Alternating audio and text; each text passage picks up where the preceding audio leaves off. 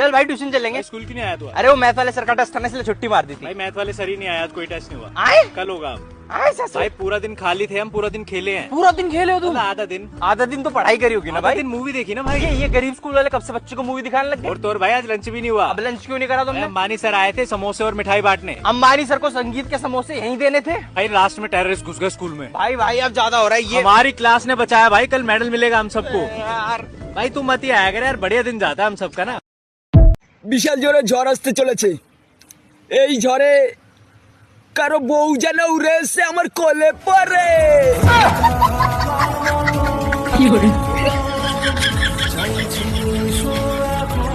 বাদাম আছে কালো চেরা চুলে চুরি মালা দিয়ে মোবাইলে বাড়ি ভাঙা দিয়ে বাদাম মোবাইলে বাড়িগুলো 5 টাকা দাম। বলো বাবু কি চাই, বাদাম খাবে? এখানে কি আছে বড়া? এই যে বাবু বাদাম বিক্রি করছি। বড়া বাদাম বিক্রি করার জায়গা মান না? হ্যাঁ বাবু, তোমার মনে হচ্ছে মনটা খারাপ তাই না? দাঁড়া বাবু, তোমার মন আমি এখনই ভালো করে দিচ্ছি। বাদাম আছে কালো চেরা চুলে। তোর বালের বেলা তোর গায়ে ঢুকে না গুদ মারি। এই বাবু তুমি এরকম করছো কেন? বাবু মানে চোখান কে ছিলে বাদাম বিক্রি করার জায়গা পারি না, বেলা গুদ মারি। এই তুমি এরকম কথা বলছো কেন বাবু? দুটো বাদাম দিচ্ছি, খেয়ে দেখো। ও কাজে তোর বাদামের কপাল মারি, বালের বাদাম। হ্যাঁ আরে আরে আরে, আমি সব বাদাম পড়ে গেছে।